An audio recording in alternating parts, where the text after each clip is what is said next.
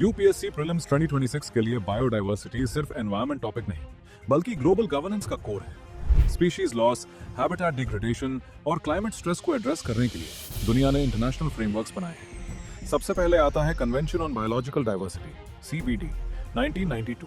इसके 3 पिलर्स याद रखो: बायोडाइवर्सिटी का संरक्षण, उसका सस्टेनेबल यूज और जेनेटिक रिसोर्सेज का फेयर बेनिफिट शेयरिंग। सीबीडी के अंदर ही आता है कार्तागेना प्रोटोकॉल जो जीएमओज और बायोसेफ्टी से डील करता है, और नगोया प्रोटोकॉल जो जेनेटिक रिसोर्सेज के एक्सेस और बेनिफिट शेयरिंग पर फोकस करता है। नेक्स्ट इंपॉर्टेंट फ्रेमवर्क है साइटेस।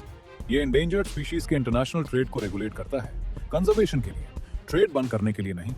वेटलैंड्स के लिए रामसार कन्वेंशन जो वाइज यूज अप्रोच फॉलो करता है, जो कि हम पिछले वीडियो डिस्कस कर चुके हैं। कल्चरल और नेचुरल हेरिटेज के लिए UNESCO world heritage convention. Recent update: Kunming Montreal global biodiversity framework 2022। Target याद रखो 30 by 30, मतलब 2030 तक 30% लैंड और ओशंस प्रोटेक्ट करना। ये frameworks ecosystem restoration, invasive species control और क्लाइमेट अडेप्टेशन जैसे मिटिगेशन स्ट्रेटजीज को पुश करते हैं। चलिए हर दिन की तरह आज भी कुछ PYQs पर चर्चा कर लेते हैं। PYQ1: The Convention on Biological Diversity (CBD) primarily aims at which of the following? Mitigation of climate change, conservation of biodiversity, sustainable use of its components, fair and equitable sharing of benefits arising out of genetic resources. Screen पर दिए गए options देखें और सही उत्तर चुनें।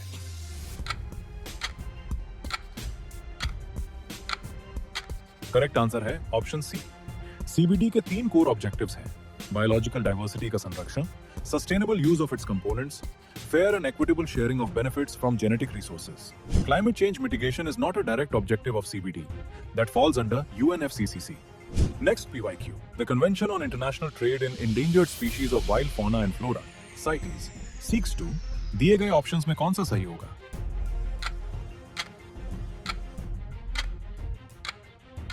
Correct answer will be option B.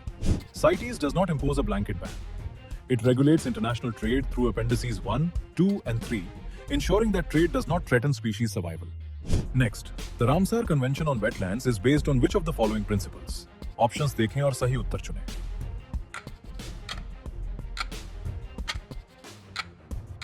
Correct answer is option C. Ramsar promotes the wise use principle, meaning sustainable utilization of wetlands while maintaining their ecological character, not total exclusion of human activities. अगले PYQ में मैं नहीं बताऊंगा, आप खुद screen पर देखें और कमेंट में बताइए कौन सा ऑप्शन सही होगा। Log into Yuki or get more such explanatory PYQs, follow-up questions and smart practice for UPSC Prelims 2026.